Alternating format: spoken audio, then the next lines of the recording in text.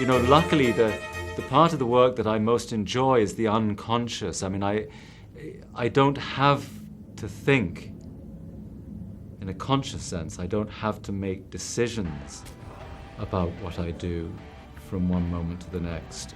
If I've done the work I need to do beforehand, I suppose everything is geared towards an unfettered imagination that will lead you wherever it will. Your character is extremely ruthless, he's extremely ambitious, kind of like Bill the Butcher in Gangs of New York in some way. As an actor, how do you relate to people who have such a cruel streak in them? I suppose, bearing in mind that this whole way of life is a game, I mean, the way of life of a performer of any kind is a game.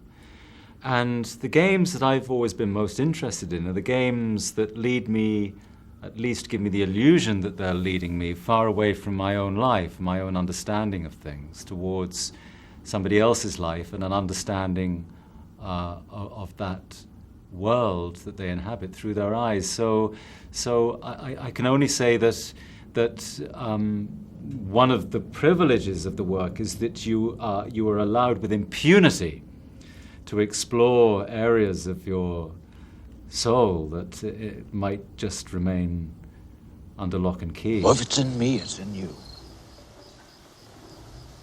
There are times when I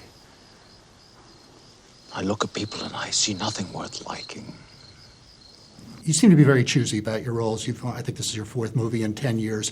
When you decide to do a movie, what's your main requirement? A working partnership. A working partnership that the fruits of which may not be any great thing. Don't you like Mr. Beebe either? But for the duration of that time that I'm working on, trying to tell that story, to help tell that story as opposed to some other, I want to feel that I have a close working partnership, because for all that I love the work in isolation, it's nothing without partnerships, and that's what we all try to create in the work, and there's nothing more satisfying to me than a close working partnership. What would you like, Eli? $10,000. For what? For my church. The great thing about acting with Daniel is you don't have to fake much often. If you're supposed to be terrified, you're probably going to be terrified. Don't do it, Bill. His name's Ballard. You're kind of legendary for your intense preparation for roles and your need to stay in character. Why go to such extremes? There's only one reason that I do this work. One, and it's really simple. It's a joyful thing. And as much as I love the collision in front of the camera with other characters, other people that have brought their own fully formed lives to bear on the story. You'll see me walk up, and then you could say, "The proud son of these hills who tended his father's flock." And then you could say my name. That's fine. As much as I love that, I also love the time spent, a very private time spent in trying to gradually move closer and closer and closer into a subjective understanding of the world, a way of looking at the world in a different way. That's time. There's no...